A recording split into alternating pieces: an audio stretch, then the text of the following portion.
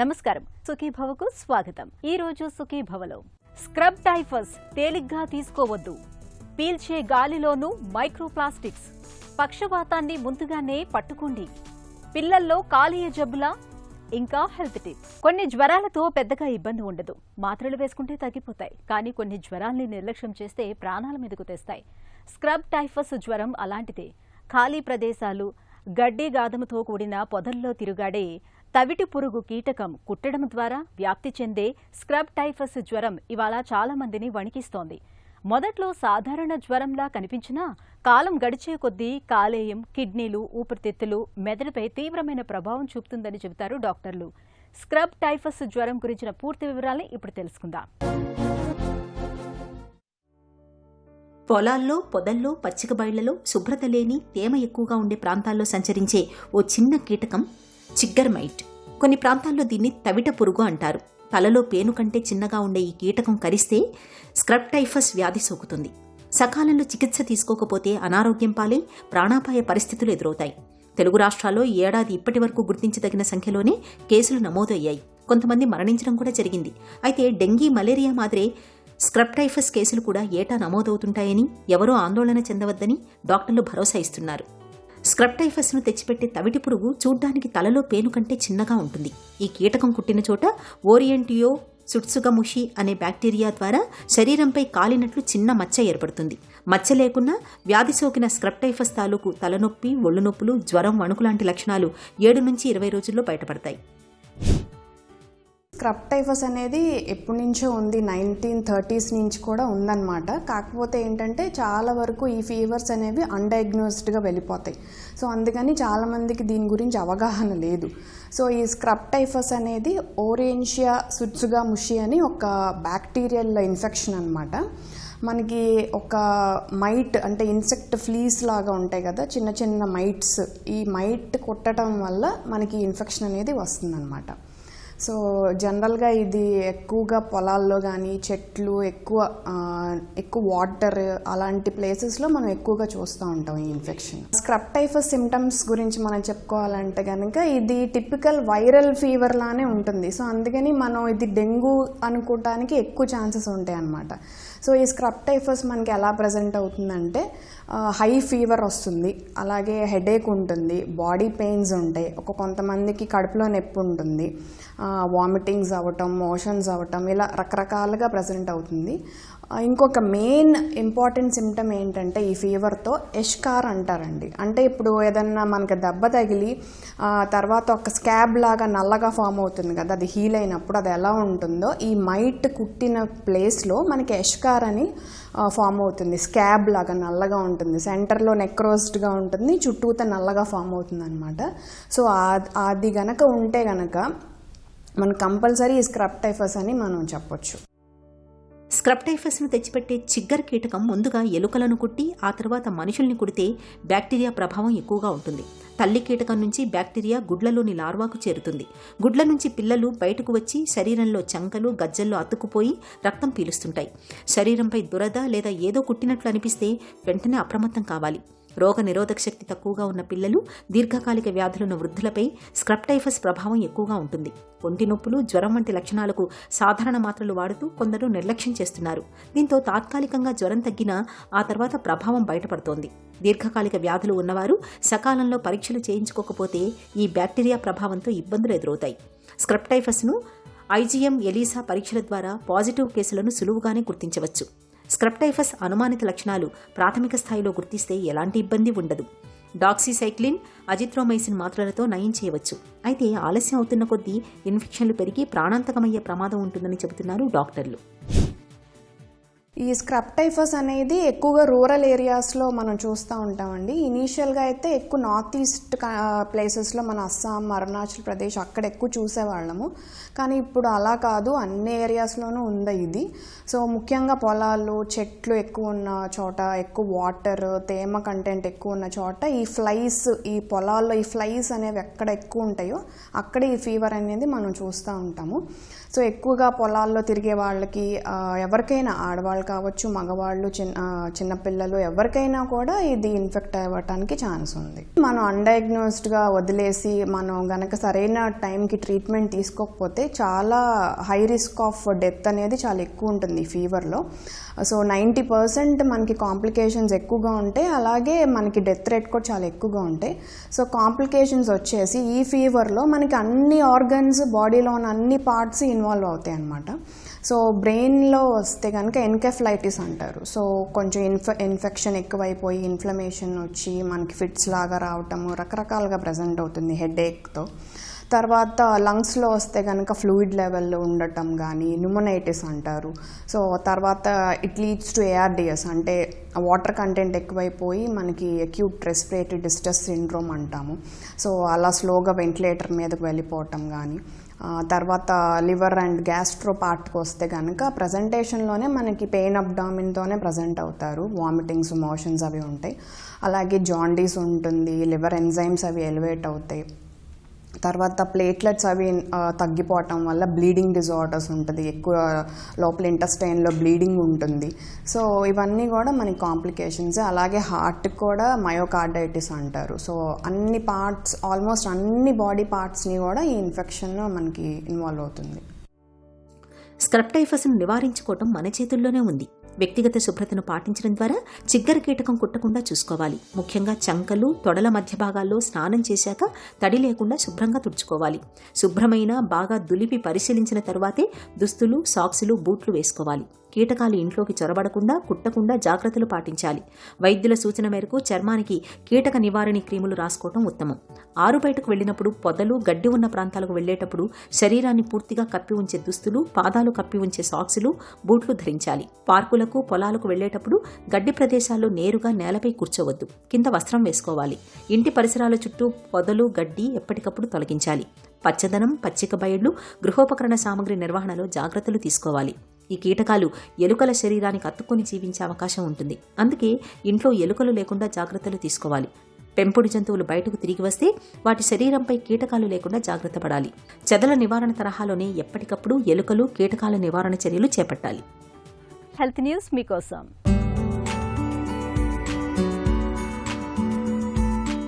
నిత్యం మనం పీల్చే గాలిలో కాలుష్య కారకాలే కాదు, ప్రాణాంతక మైక్రో ప్లాస్టిక్ రేణువులు కూడా తేలియాడుతున్నాయని, అవి శ్వాస ద్వారా మన శరీరంలోకి చేరుతున్నాయని పరిశోధకులు గుర్తించారు. వాటిలోని సూక్ష్మజీవులతో పెనుముప్పు పొంచి ఉందని వారు హెచ్చరిస్తున్నారు. కోల్కతాలోని Indian institute of science education and research, చైనాలోని the institute of mathematical science, ముంబైలోని Homi Bhabha national institute, all India institute of medical science కు చెందిన శాస్త్రవేత్తలు ఈ పరిశోధన చేపట్టారు. 2021-2023 సంవత్సరాల మధ్య ఢిల్లీ, కోల్కతా, ముంబై, చెన్నై నగరాల్లోని గాలి నమూనాలను సేకరించి పరీక్షించి మైక్రోప్లాస్టిక్స్ ఉనికిని గుర్తించారు. కోల్కతా, ఢిల్లీ నగరాల్లో చలికాలంలో మైక్రోప్లాస్టిక్స్ తీవ్రత ఎక్కువగా ఉంది. క్యూబిక్ మీటర్ గాలిలో 14.8 నుంచి 14.23 మైక్రోగ్రాములుగా నమోదైంది. జనాభా రద్దీ, సింథటిక్ దుస్తుల వాడకం, వ్యర్థాల నిర్వహణ లోపాలతో మైక్రోప్లాస్టిక్స్ గాలిలో కలుస్తున్నాయి. అయితే ఒక ప్రాంతంలో వెలువడిన మైక్రోప్లాస్టిక్స్ గాలి ద్వారా సుదూర ప్రాంతాలకు సైతం వ్యాపిస్తున్నాయి. ఎక్కువగా దుస్తుల నుంచి మైక్రోప్లాస్టిక్స్ ఏర్పడతాయి. దుస్తులు 11 రకాల పాలిస్టర్ కారకాలను వెదజల్లుతున్నాయి. ఒకసారి వాడి పడేసే ప్లాస్టిక్, ప్యాకేజింగ్ వస్తువులు, పెద్ద మార్కెట్లలో అమ్మే పాలిమర్ PVC ప్లాస్టిక్ వస్తువులు, బ్యానర్లు, బొమ్మలు, గృహోపకరణాలు, ఈ వేస్ట్ చెత్తను కాల్చడం ద్వారా గాలిలో మైక్రోప్లాస్టిక్స్ కలుస్తున్నాయి. మైక్రోప్లాస్టిక్స్ పై పోగుపడే ప్రమాదకర స్ట్రెప్టోకోకీ బ్యాక్టీరియా, కొనిడియా ఫంగస్ సహా పలు రకాల వైరస్లు, సూక్ష్మజీవుల తిత్తులు, నానో పార్టికల్స్ మనుషుల్లో అనేక రకాల వ్యాధులకు కారణమవుతున్నాయి. ఈ నేపథ్యంలో ప్లాస్టిక్ వస్తువుల దుష్ప్రభావంపై శాస్త్రవేత్తలు, ప్రభుత్వాలు దృష్టి సారించాలని, మేలైన విధానాలు రూపొందించాలని పరిశోధకులు సూచిస్తున్నారు.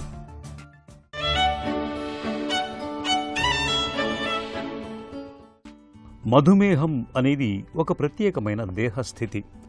మధుమేహం ఉన్నవాళ్లు అంతా సక్రమంగానే తింటున్నా కూడా వాళ్ళు తీసుకున్న ఆహారం మొత్తాన్ని శరీరం పూర్తిగా వినియోగించుకునే పరిస్థితి ఉండదు. అందుకే మధుమేహాన్ని వైద్య పరిభాషలో ఆగ్యుమెంటెడ్ స్టార్వేషన్ అంటారు. పిండి పదార్థాల వంటివన్నీ తీసుకుంటున్నా కూడా వీరిలో శరీరం ఎలాగోలా తంటాలు పడి కొవ్వు పదార్థాల నుంచే శక్తిని సమకూర్చుకోవాలని ప్రయత్నిస్తూ ఉంటుంది. ఈ స్థితిలో వీరు 3 గంటల కంటే ఎక్కువ సమయం ఆహారం తీసుకోకుండా ఉంటే ఆగ్యుమెంటెడ్ స్టార్వేషన్ అనేది బాగా పెరుగుతుంది. ఇక 6 గంటల కంటే ఎక్కువ సమయం ఆహారం తీసుకోకపోతే శరీరం పూర్తిగా కొవ్వు పదార్థాల మీదే ఆధారపడటం ఆరంభిస్తుంది. ఈ క్రమంలో వీరి శరీరంలో ఎసిటోన్, ఎసిటాల్డిహైడ్, బీటా హైడ్రాక్సిబ్యూటిరేట్ అనే ఆమ్ల పదార్థాల స్థాయిలు చాలా ఎక్కువైపోతాయి. వీటిని కీటోన్ బాడీస్ అంటారు. శరీరంలో వీటి స్థాయిలు పెరిగితే గుండె, ఊపిరితిత్తుల పనితీరు దెబ్బతింటూ క్రమేపీ అవి విఫలమైపోతూ ఉంటాయి. అందుకే మధుమేహులకు ఏదైనా సర్జరీ వంటివి చేయాల్సి వచ్చి గంటల తరబడి ఆహారం ఇవ్వకూడని పరిస్థితి ఎదురైనా కూడా ఒకవైపు నుంచి గ్లూకోజ్ ఎక్కిస్తూ మరోవైపు ఇన్సులిన్ ఇంజెక్షన్లు ఇస్తారు. ఎప్పుడైనా సరే మధుమేహులు గంటల తరబడి ఆహారానికి దూరంగా ఉండాల్సి వచ్చినప్పుడు ఇలాంటి జాగ్రత్తలన్నీ అవసరం. కాబట్టి మధుమేహులు ఎట్టి పరిస్థితుల్లోనూ ఉపవాసం చేయకూడదు. అయితే మధుమేహానికి ముందస్తు దశలో ఉన్న వారికి మాత్రం ఉపవాసం మంచే చేస్తుందని, దీనివల్ల వారు త్వరగా మధుమేహం బారిన పడకుండా ఉంటున్నారని అధ్యయనాల్లో గుర్తించారు. కాబట్టి మధుమేహం లేనివారు, త్వరలో మధుమేహం వచ్చే అవకాశం ఉన్నవారు అప్పుడప్పుడు ఒక క్రమ పద్ధతిలో ఉపవాసం చేయటం మంచిది. చెట్టంత మనిషిని క్షణాల వ్యవధిలో కుప్పకూల్చే పక్షవాతం జబ్బుపై మనలో చాలా మందికి అవగాహన అంతంత మాత్రమే. నిజానికి పక్షవాతం తాలూకు లక్షణాల్ని సకాలంలో గుర్తించగలిగితే బ్రెయిన్ స్ట్రోక్ నష్టాన్ని చాలా వరకు నివారించవచ్చు. కాళ్ళు, చేతులు స్వాధీనం తప్పకుండా చూసుకోవచ్చు. మరి పక్షవాతం లక్షణాల్ని ఎలా పసిగట్టాలి? అవి ఎలా ఉంటాయి? పక్షవాతం లక్షణాల గురించిన పూర్తి వివరాల్ని ఇప్పుడు తెలుసుకుందాం. పక్షవాత లక్షణాలు ప్రతి ఒక్కరు తెలుసుకోవడం అనేది చాలా ఇంపార్టెంట్. ఎందుకంటే ఇప్పుడు ఆ పక్షవాత లక్షణాలు తెలుసుకునే దానివల్ల ఉపయోగాలు ఏమిటంటే, ఇది ఒక్కోసారి ఆ లక్షణాలు మనకే రావచ్చు, లేకపోతే మనం ఏదో గ్రూప్లో ఉంటాము, మాట్లాడుతుంటాము, సడన్గా ఒకరికి రావచ్చు. తర్వాత ఏదైనా ఫంక్షన్లో ఉంటాము, ఆ ఫంక్షన్లో ఎవరికో ఒకరికి ఆ సిమ్టమ్స్ వచ్చినప్పుడు మనం ఏ విధంగా రికగ్నైజ్ చేసి వాళ్ళకు హెల్ప్ చేయగలము. తర్వాత ఎయిర్పోర్ట్లో ఉంటాము, లేదా బస్ స్టాండ్లో, లేదా రైల్వే స్టేషన్లో ఉంటాము, లేకపోతే ఒక బిగ్ గ్యాదరింగ్ మీటింగ్లో ఉంటాము. ఎవరికైనా ఇటువంటి సిమ్టమ్స్ వచ్చినప్పుడు వెంటనే మనం కనుక్కొని మనం చేయగలిగితే వాళ్ళ లైఫ్ సేవ్ చేయగలిగిన వాళ్ళమవుతాము. అంతేగాని మ్యాసివ్ స్ట్రోక్స్ కూడా మనం రాకుండా చేయగలము యాక్చువల్లీ. అందుకని ఆ ఉద్దేశంతో ఈ లక్షణాలు తెలుసుకోవడం అనేది చాలా ఇంపార్టెంట్. ముఖ్యంగా ఏమిటంటే, ఒకటి వచ్చి ఫస్ట్ వన్ వచ్చి మూతిట్లో వంకరపోవడం. ఎవరికైనా ఎప్పుడైనా మూతిట్లో వంకరపోతే వెంటనే అది పక్షవాత లక్షణం అనేది మనం గ్రహించాలి.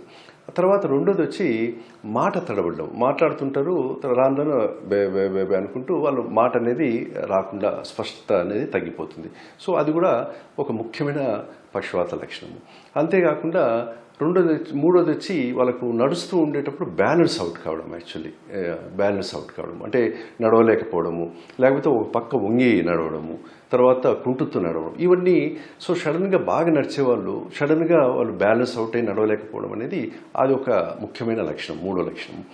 ఇంకా నాలుగోది తీసుకుంటే చూపులో తేడాలు రావడం. అంటే మబ్బుగా కనపడము, లేకపోతే ఒక పక్క సరిత కనపడకపోవడము. ఈ విజువల్ డిస్టర్బెన్సెస్ వచ్చినప్పుడు కూడా అది కూడా స్ట్రోక్కు సంబంధించిన లక్షణాలుగా మనం చెప్పుకోవచ్చు. ఇంతేకాకుండా చెయ్యి తిమ్మురెక్కడము, చెయ్యి ఎత్తలేకపోవడము, గ్రిప్ వీక్ కావడము. సో ఇది కూడా ఈ పక్షవాత లక్షణాల్లో ఒకటిగా తీసుకోవచ్చు. సో ఎప్పుడైనా కానీ, ఎక్కడైనా కానీ, ఎవరికైనా కానీ వీటిలో ఏదన్నా ఒక్క లక్షణం కానీ లేదా 2 లక్షణాలు వచ్చినప్పుడు వెంటనే మనం చేయాల్సిన పని ఏమిటంటే, ఫస్ట్ ఒక వాటరు, దగ్గరలో వాటర్ ఉంటే at least 2 to 3 glasses of water వాళ్ళు ఒకవేళ మింగగలిగితే, ఏమి ఇబ్బంది లేకుండా మింగగలిగితే ఒక వాటర్ ఇవ్వడం అనేది చాలా ఇంపార్టెంట్. సో ఆ వాటరు ఇచ్చిన తర్వాత దగ్గర ఏదైనా మెడికల్ షాప్ ఉంటే ఎకోస్ప్రిన్ అనే ఒక ట్యాబ్లెట్ ఉంటుంది, 150 mg. అవి ఒక 2 ట్యాబ్లెట్స్ తీసేసుకొని వాళ్ళకి ఇవ్వడం అనేది చాలా ఇంపార్టెంట్. సో ఇంకా తర్వాత ఇది ఇచ్చిన తర్వాత ఇంకా వెంటనే దగ్గరుండే హాస్పిటల్కి తీసుకుపోతే ఆల్మోస్ట్ ఈ విధంగా చేసేదానివల్ల మనము 90% ఆఫ్ మ్యాసివ్ స్ట్రోక్స్ను ప్రివెంట్ చేసేదానికి అవకాశం. కాలేయ సమస్యలనేవి ఎక్కువగా పెద్దల్లోనే కనిపిస్తాయనుకుంటారు చాలా మంది. నిజానికి పెద్దల్లో అంత కాకపోయినా పిల్లల్లోనూ కాలేయ సమస్యలు కనిపిస్తూ ఉంటాయి. తరచూ అలసట, ఆకలి లేకపోవటం, వాంతులు, కడుపు నొప్పి, కళ్ళు, చర్మం పచ్చగా మారటం ఇవన్నీ పసికాలేయంలో సమస్యలు తలెత్తాయని తెలిపే సంకేతాలే. ఈ లక్షణాలు కనిపిస్తున్నప్పుడు ఆలస్యం చేయకుండా వెంటనే పిల్లలకు తగిన వైద్య సాయం అందేలా చూడాలని చెబుతారు డాక్టర్లు. పిల్లల్లో కాలేయ సమస్యల తీరుతెన్నుల గురించి డాక్టర్ని అడిగి ఇప్పుడు తెలుసుకుందాం. పిల్లల్లో సాధారణంగా ఎలాంటి కాలేయ జబ్బులు కనిపిస్తూ ఉంటాయి? పిల్లల్లో యూజువల్లీ మనకి కనిపించే లివర్ డిసీజ్ యొక్క లక్షణాలు, లివర్ డిసీజ్ అనేవి కొంచెము ఏజ్ ప్రకారం ఉంటాయండి. సో అప్పుడే పుట్టిన పిల్లలు లేదా సంవత్సరంలోపు పిల్లల్లో కొన్ని రకమైన లివర్ ప్రాబ్లమ్స్ ఉంటాయి. ఆ తర్వాత స్కూల్కి వెళ్ళే పిల్లలు, ఆ పైన ఏజ్ ఉన్న పిల్లల్లో వేరే తరమైన లివర్ ప్రాబ్లమ్స్ ఉంటాయి.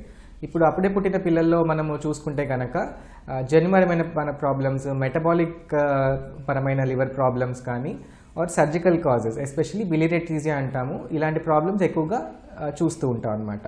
సో వీటి యొక్క లక్షణాలు ఇందాక చెప్పినట్టు మలం రంగు మారడము, పిల్లలు మనకి చర్మంలో కానీ కళ్ళల్లో కానీ పసుపు రంగులో జాండీస్ కామెర్లు కనిపించడము, యూరిన్ బాగా ఎల్లోగా వెళ్ళడము, బరువు పెరగకపోవడము, పొట్ట ఉబ్బిపోవడము, పొట్టలో నీరు చేరడము, ఇలాంటి లక్షణాలు ఏమైనా అప్పుడే పెట్టిన పిల్లల్లో కానీ 3 నెలలు ఆ లోపు ఉన్న పిల్లల్లో కానీ ఇలాంటి లక్షణాలు ఏమైనా గుర్తిస్తే వెంటనే లివర్ డిసీజ్ సంబంధించిన టెస్టులు అనేవి చేసుకోవాలి. పీడియాట్రిక్ గ్యాస్ట్రోఎంట్రాలజీని సంప్రదిస్తే ఈ డిసీజ్కి సంబంధించిన వర్కప్ అనేది జరుగుతూ ఉంటుంది. అలాగే తర్వాత అప్పుడే పుట్టిన పిల్లలు, ఆ ఏజ్ గ్రూప్ దాటి స్కూల్కి వెళ్ళే పిల్లలు, ఆ పిల్లలు మనం చూసుకుంటే హెపటైటిస్, ఇప్పుడు నార్మలీ వైరల్ ఇన్ఫెక్షన్స్ ఉంటాయి, వైరల్ హెపటైటిస్ ఏ కానీ, హెపటైటిస్ ఈ కానీ, హెపటైటిస్ బి ఆర్ సి అనేవి మనము అటువంటి పిల్లల్లో కూడా చూడొచ్చు అనమాట. ఇవే కాకుండా ఎనీ అదర్ వైరల్ ఇన్ఫెక్షన్స్, ఇప్పుడు మనకి డెంగీ కానీ, స్క్రబ్ టైఫస్ కానీ, ఇలాగ అనేకమైన వైరల్ ఇన్ఫెక్షన్స్ ఉంటాయి, వాటి వల్ల కూడా లివర్ ఎఫెక్ట్ అయ్యే ఛాన్స్ ఉంటుంది. ఇవి కాకుండా జన్యుపరమైన లివర్ ప్రాబ్లమ్స్ అని, ఆహారపు అలవాట్లు వల్ల వచ్చే లివర్ ప్రాబ్లము, ఊబకాయం అంటే ఒబెసిటీ వల్ల వచ్చే లివర్ ప్రాబ్లమ్స్, అలా కాకుండా మనకి జెనెటిక్ పరమైన లివర్ ప్రాబ్లమ్స్ కూడా, విల్సన్స్ డిసీజ్ కానీ, ఆటోఇమ్యూన్ హెపటైటిస్ కానీ, ఇలాంటివన్నీ అనేక కారణాలు ఉంటాయి పిల్లల్లో చూసే లివర్ ప్రాబ్లమ్స్. పిల్లల్లో కాలేయ జబ్బుల తాలూకు లక్షణాలు ఎలా ఉంటాయి? లివర్ డిసీజ్ యొక్క కాంప్లికేషన్స్ ఎలా ఉంటాయి అంటే మనము సమయానికి ట్రీట్మెంట్ తీసుకోకుండా ఇంకా డిలే చేస్తూ ఉంటే లివర్ డిసీజ్ అనేది ఇంకా ఎక్కువ కాంప్లికేట్ అవ్వచ్చు. సో ఈ లివర్ డిసీజ్ కాంప్లికేషన్ యొక్క లక్షణాలు కొన్ని ప్రాణాంతకమైన లక్షణాలు ఉంటాయి. ఎస్పెషల్లీ రక్తపు వాంతులు అవ్వడము, అంటే వాంతులో ఎక్కువగా బ్లడ్ పోవడము, వారిసెస్ అనేవి డెవలప్ అవుతాయి అన్నమాట కొన్ని లివర్ డిసీజెస్లో. ఆ వారిసెస్ అంటే రక్తనాళాలు ఉబ్బుతాయి అన్నమాట, అన్నవాహిక చుట్టూ ఉన్న రక్తనాళాలు ఉబ్బి అవి ఒకసారిగా వెంటనే పగిలితే రక్తపు వాంతులు అవుతాయి, అది ప్రాణానికే ప్రమాదం అవుతుంది ఎక్కువగా రక్తం పోతే. అలాగే మలంలో రక్తం రావడం, రక్తము వస్తే కనుక యూజువలీ బ్లాక్ కలర్లో అయితే అది పొట్ట నుంచి వచ్చినట్టుగా అనమాట. ఇది లివర్ డిసీజ్ యొక్క లక్షణం అవ్వచ్చు. ఇది ఒక మెయిన్ కాంప్లికేషన్ లివర్ డిసీజ్ యొక్క. అలాగే పొట్టలో నీరు చేయడము, ఎసైటిస్ అంటాము, పొట్ట బాగా ఉబ్బిపోయి పొట్టలో నీరు చేయడము అనేది ఇంకొక కాంప్లికేషన్. అలాగే జాండిస్ ఎక్కువ అవ్వడము, కళ్ళల్లో బాగా జాండిస్ రావడము, యూరిన్ ఎక్కువగా పసుపు రంగులో రావడము, ఈ జాండిస్ ఎక్కువ అయిపోవడం వల్ల కిడ్నీ ఫెయిల్ అయిపోవడము, జాండిస్ ఎక్కువ అవడం వల్ల అది మెదడుకు వెళ్ళి ఎన్కెఫ్లోపతీస్ ఇట్లాంటి స్పృహ కోల్పోవడము, ఇలాంటి కాంప్లికేషన్స్ కూడా జరుగుతూ ఉంటాయి అన్నమాట. పిల్లల్లో కాలేయ జబ్బుల్ని ఎలా నిర్ధారిస్తారు? మనము పిల్లవాడికి ఇలాగ లివర్ డిసీజ్ అనుకున్నప్పుడు దానికి సంబంధించిన టెస్టులు చేసుకోవాలి. ఇనిషియల్గా బ్లడ్ టెస్టులు ఉంటాయి, బ్లడ్ టెస్ట్తో పాటు అల్ట్రాసౌండ్ స్కానింగ్ అని, అసలు లివర్ యొక్క స్టేటస్ ఎలా ఉంది, పొట్ట ఎలా ఉంది, పొట్టలో నీరు ఉందా లేదా అవన్నీ చూసుకోవడానికి అల్ట్రాసౌండ్ స్కానింగ్ చేస్తాము. దాని ప్రకారం ఇనీషియల్ బ్లడ్ టెస్ట్ చేసిన దాని ప్రకారం ఇంకా ఫర్దర్గా టెస్టులు అవసరమా, జెనెటిక్ సంబంధించిన పరమైన టెస్టులు ఏమైనా చేయాలా, ఎండోస్కోపీ ఏమైనా అవసరం పడుతుందా. అలాగే కొన్ని లివర్ డిసీజెస్లో లివర్ బయాప్సీ అనేది చేస్తాం అనమాట, అంటే లివర్ నుంచి ఒక చిన్న పీస్ తీసి టెస్ట్ చేసి చూస్తాము, బయాప్సీ టెస్ట్ అంటారు. సో అది కూడా చేసే అవకాశము ఉంటుంది. సో ఈ పరమైన టెస్టులు అన్నీ చేసుకుంటే ఈ పర్టికులర్ లివర్ డిసీజ్ అనే దానికి నిర్ధారణకి రావచ్చు. పిల్లల్లో కాలేయ జబ్బులకు చికిత్స ఎలా ఉంటుంది? సో లివర్ డిసీజ్ యొక్క లక్షణాలు, లివర్ డిసీజ్ అనేది మనం నిర్ధారణ చేసుకున్న తర్వాత స్పెసిఫిక్ డిసీజ్ బట్టి ట్రీట్మెంట్ అనేది ఉంటుంది. కొన్ని లివర్ ప్రాబ్లమ్స్ మనం సాధారణంగా మందులు వాడితే తగ్గిపోతాయి, కొన్ని లివర్ ప్రాబ్లమ్స్కి సర్జరీ రిలేటెడ్ ట్రీట్మెంట్ ఆప్షన్స్ ఉంటాయి. ఇప్పుడు ఫర్ ఎగ్జాంపుల్ నేను ఇందాక చెప్పినట్టు బిలిరెట్రీజియా కానీ అలాంటి ప్రాబ్లమ్స్ ఏమైనా ఉంటే వాటికి డెఫినెట్లీ సర్జరీ అనేది అవసరం పడుతుంది. అలాగే ఇంకొన్ని లివర్ ప్రాబ్లమ్స్ లైక్ కొలిడోకల్ సిస్ట్ కానీ ఇవేమన్నా అయితే వాటికి కూడా సర్జరీ అనేది అవసరం పడుతుంది. ఇది కాకుండా ఇప్పుడు నార్మల్ మనం జన్యుపరమైన లివర్ ప్రాబ్లమ్స్ కానీ ఉంటే వాటికి స్పెసిఫిక్ డిసీజ్ ట్రీట్మెంట్ అనేది మందుల ద్వారా ఉంటుంది. తర్వాత ఇప్పుడు ఆ లివర్ డిసీజ్ మనం ఆల్రెడీ చేయి దాటిపోయి ఆల్రెడీ లేట్ స్టేజ్లో తెలుసుకున్నప్పుడు, లివర్ డిసీజ్ కాంప్లికేషన్స్ డెవలప్ అయినప్పుడు అప్పుడు కూడా పిల్లవాడి యొక్క న్యూట్రిషన్ స్టేటస్ అవన్నీ మెయింటైన్ చేసి ఆ లివర్ డిసీజ్ కాంప్లికేషన్స్ అన్ని కంట్రోల్ చేసి ఇంకా ఫైనల్ ఆప్షన్ కింద లివర్ ట్రాన్స్ప్లాంట్ అనేది సజెస్ట్ చేస్తూ ఉంటాం అనమాట. లివర్ ట్రాన్స్ప్లాంట్ అంటే ఆల్రెడీ ఉన్న లివర్ పాడైపోయింది కాబట్టి ఆ లివర్ తీసేసి వేరే లివర్ ట్రాన్స్ప్లాంట్ చేసి పిల్లవాడి మళ్ళీ నార్మల్ లివర్ ఫంక్షన్స్ అనేది డెవలప్ చేస్తారు. పిల్లల్లో కాలేయ జబ్బులపై తల్లిదండ్రులకు ఎలాంటి అవగాహన అవసరం? పిల్లల్లో వచ్చే లివర్ ప్రాబ్లమ్స్ గురించి పేరెంట్స్ ముందుగా తెలుసుకోవాల్సింది ఎర్లీ డిటెక్షన్. అంటే మనం ఎంత తొందరగా డిటెక్ట్ చేసి అంటే తొందరగా మనము ట్రీట్మెంట్ ఆర్ డాక్టర్ యొక్క సలహా తీసుకోగలిగితే మనం అంత తొందరగా కాంప్లికేషన్స్ అనేవి ప్రివెంట్ చేయొచ్చు అనమాట. సో వీటి గురించి అవగాహన ఎలా ఉండాలంటే వ్యాధి యొక్క లక్షణాలు తెలుసుకోగలిగేటట్టు ఉండాలి. వ్యాధి యొక్క లక్షణాలు తొందరగా ఐడెంటిఫై చేసి వెంటనే డాక్టర్ని సంప్రదించి దానికి సంబంధించిన టెస్టులు చేయడం కానీ దానికి సంబంధించిన ట్రీట్మెంట్ తీసుకోవడం కానీ డిలే అవ్వకుండా చూసుకోవాలి.